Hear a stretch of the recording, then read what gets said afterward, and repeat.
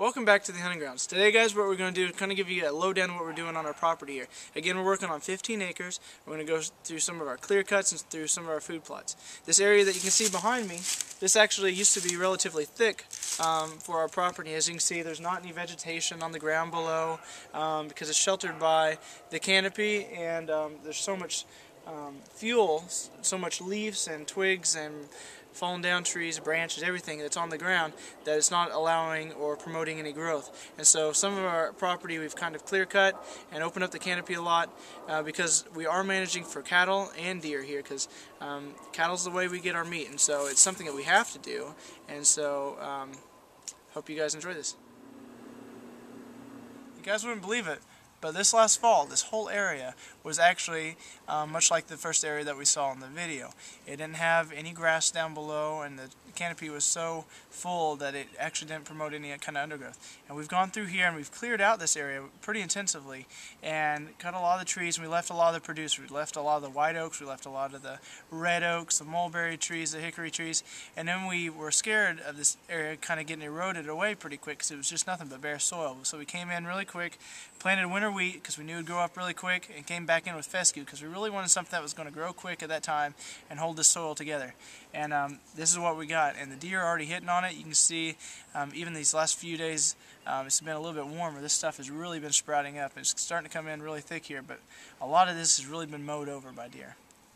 As you guys can see here, this winter wheat has just been, the tips have been just cut off by deer, and so they've really been hitting us pretty hard already at the beginning of spring.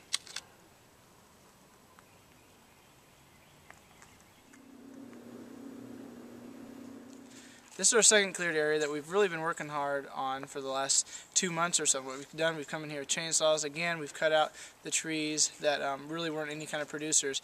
Opened up the canopy a lot. We're in the last stages of it. We have the brush piles going. We've been cutting off the stumps. And what we have left to do, we're going to come in here, we're going to burn this area out, just leave the soil bare, come through. Again, we'll probably plant some winter wheat or fescue, something that's going to grow really quick to start off with, hold the soil together. And as you can see, the canopy has really opened up a lot. It's going to allow that sun to come in, and it's really going to penetrate and hit the ground, and you'd be surprised how much this will grow this summer.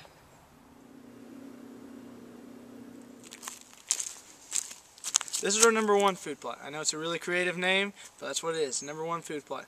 This food plot is again on the edge of our property, as you'll see on the map. And over here on the west side, we have a really thick cutover. Now, we've had a tornado come in here in the last couple of years and knocked down a lot of trees, so they came in and cleared a lot of trees out, and this is a really thick area.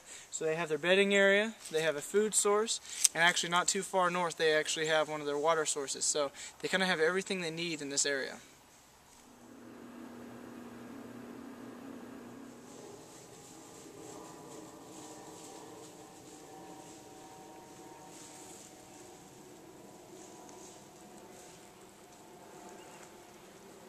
We're here now at the #2 food plot.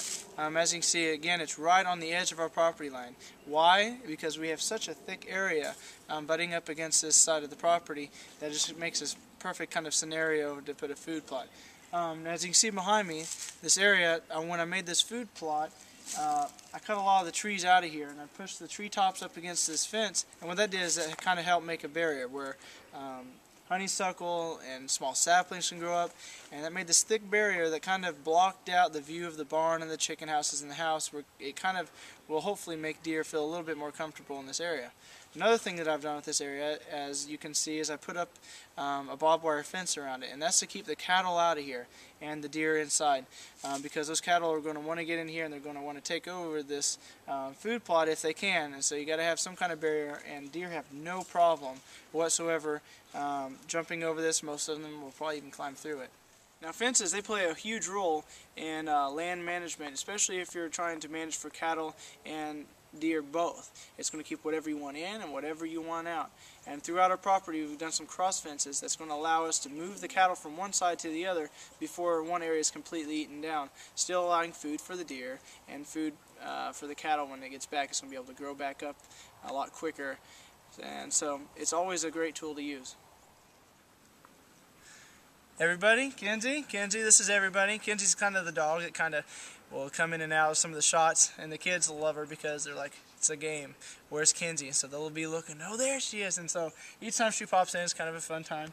It's fun to get her in on this one. It's like when you want her and you can't get her in because she's probably about 15 years old, and a little bit deaf, and so you kind of have to chase her down more than call her in. But thanks for tuning in. I hope you guys keep up on the blog. Next week I'm going to show you the basics, how to start a food plot so you guys can get that ready for summer. And just thanks for supporting me. Have a better than average day.